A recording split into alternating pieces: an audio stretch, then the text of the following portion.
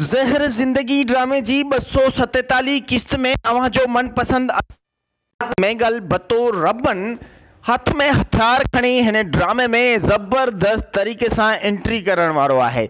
जी हाँ नाज़रीन, परेशान हूंदा त जो मनपसंद जो फेवरेट अदाकार रबन किथे है।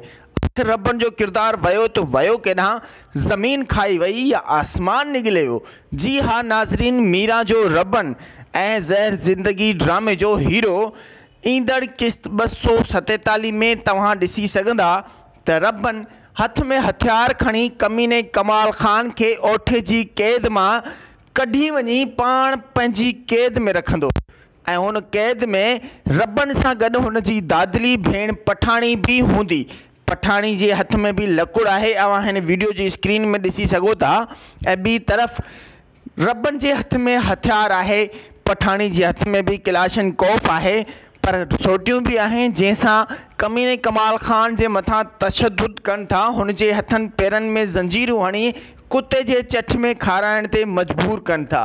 उन खां पोइ जॾहिं रईस गफ़ार खान के इहा ॻाल्हि ख़बर पवंदी ऐं रबन राणो वञी रईस गफ़ार खान के बयान ॾींदा त असांजी मीरा सां ज़ुल्म करण वारो ॿियो को भी ना, सिर्फ़ ऐं सिर्फ़ कमाल खान है। त रईस गफ़ार खान फ़ैसिले जो हुकुम ॾींदो ऐं सभई ॻोठ वारा मौजूद हूंदा। सभिनी ॻोठ वारनि जे साम्हूं रईस गफ़ार खान फ़ैसिले में इहो हुकुम ॾींदो त रबन तो पंहिंजी जाइ ते जेकॾहिं ॻोठ वारनि जो पाव पलान कमाल खान ॾे रहियल है तो वो भी पंहिंजो पूरो करे सघनि था। ज़हर ज़िंदगी ड्रामो ये 250 एपिसोड ते ख़त्म थियण वारो है। नाज़रीन, ज़हर ज़िंदगी ड्रामो तमाम ज़बरदस्त तरीके से हलियो। ज़हर ज़िंदगी ड्रामे के अंदाज़ से एक नओ ड्रामो ज़हर थी वई ज़िंदगी, जैसे ॾिसण न विसारींदा। हर आचर जी शाम असांजी HD TV YouTube चैनल ते पांजो रखंदा खोड़ सारो ख्याल ऐं ॾींदा इजाज़त।